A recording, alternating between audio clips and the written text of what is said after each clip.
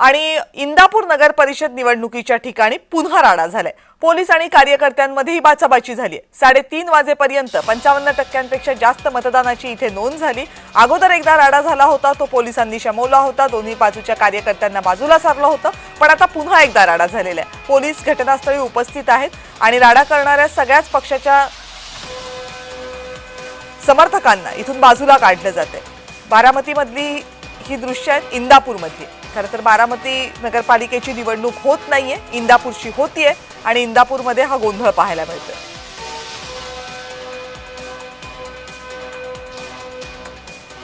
या अगोदर सुद्धा आज दिवसभरामध्ये इथे एकदा राडा झाला होता, तेव्हा सुद्धा पोलिसांनी दोन्ही बाजूच्या समर्थकांना बाजूला काढलं होतं। मात्र पुन्हा एकदा मतदान संपण्याची वेळ जवळ आल्यानंतर पुन्हा राडा झाला। राड्याचं नेमकं कारण काय आहे हे स्पष्ट होऊ शकलेलं नाही, पण हा राडा झाला तेव्हा पोलीस राडा सोडवायला गेले, कार्यकर्त्यांच्या मध्ये पडले। त्यावेळेस पोलिसांमध्ये आणि कार्यकर्त्यांमध्ये बाचाबाची झाली।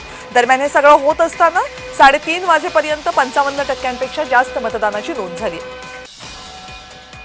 आपले प्रतिनिधी नवनाथ बोरकर आता आपल्या सोबत आहेत या संदर्भात आणखीन अपडेट देण्यासाठी। नवनाथ,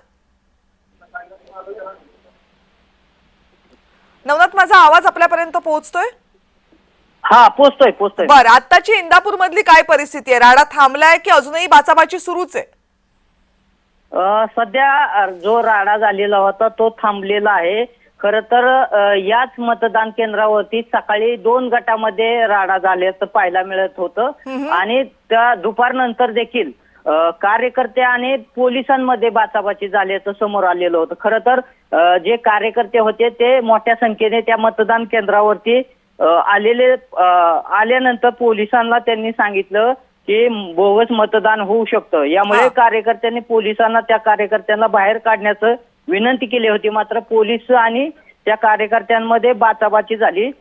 काही गैरसमजुतीतून हा गोंधळ झाल्याचं पाहायला मिळाल्यानंतर दोघांमध्ये समझोता झाला आणि थोड्या वेळानं ती शांतता वातावरण जे आहे ते शांत झालं आणि त्यानंतर मतदानाला जे आहे ते सुरळीत सुरुवात झाली।